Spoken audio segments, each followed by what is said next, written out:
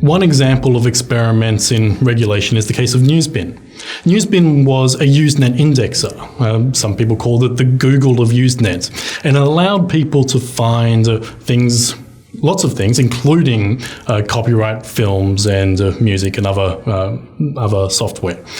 The Newzbin site was massively popular and provided an index to where people could find this material on the Usenet news network. The Newzbin server didn't actually make the materials available themselves, but it did provide an index to where these materials could be found. So in 2010, 2011, the movie industry, led by the MPAA, brought suit in the UK to have Newzbin's website shut down.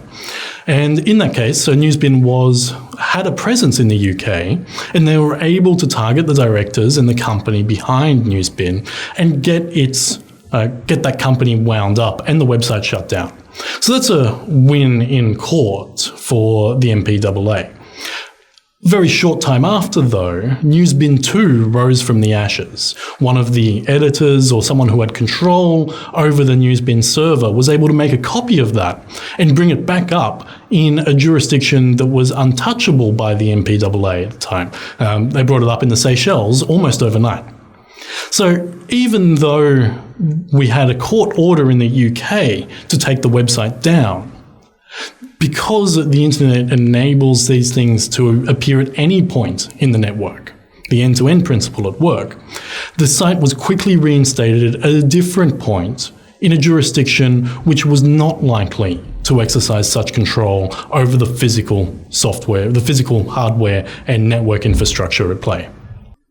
The MPAA then went back to court to try to get access to the Newzbin 2 website blocked by UK network providers, particularly British Telecom. So in this case, they weren't able anymore to target the operators of the network or the operators of the website who were out of the jurisdiction. But they did seek out the internet service providers who play a focal role in enabling people to access internet content. And they asked the court for an injunction and received an injunction that would require British Telecom and eventually the other internet service providers as well to block access to Newzbin and later other sites. And so this worked to an extent. They were successful again at court, but the kind of block that was imposed is fairly trivial to circumvent. Within a very short period again, Newzbin had managed to release a piece of software that people could download and that would enable them to bypass any of these blocks that were imposed at an ISP level and continue to access the site as usual again.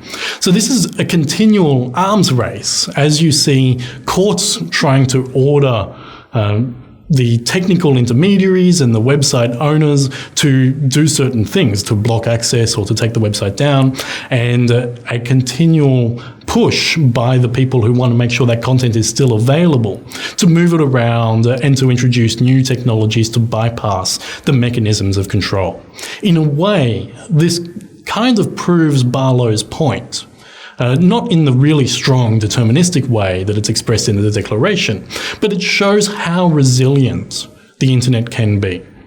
It also shows the points of later critics who say that, sure, it's resilient, but there are always points of pressure that you can target legal action or force in order to achieve some result. And maybe that result is not perfect, but it might stop enough people from gaining access to the material, or it might make it hard enough to find the material, make it less visible, that it can achieve in reality a practical effect, if not a complete and total silencing of the site.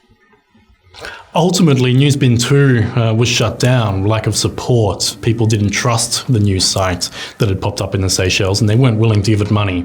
At the same time, the MPAA was learning how to place pressure on different intermediaries. Particularly, they were able to place pressure on PayPal and some of the financial merchants or facilitators who were processing donations or payments to the Newzbin 2 website.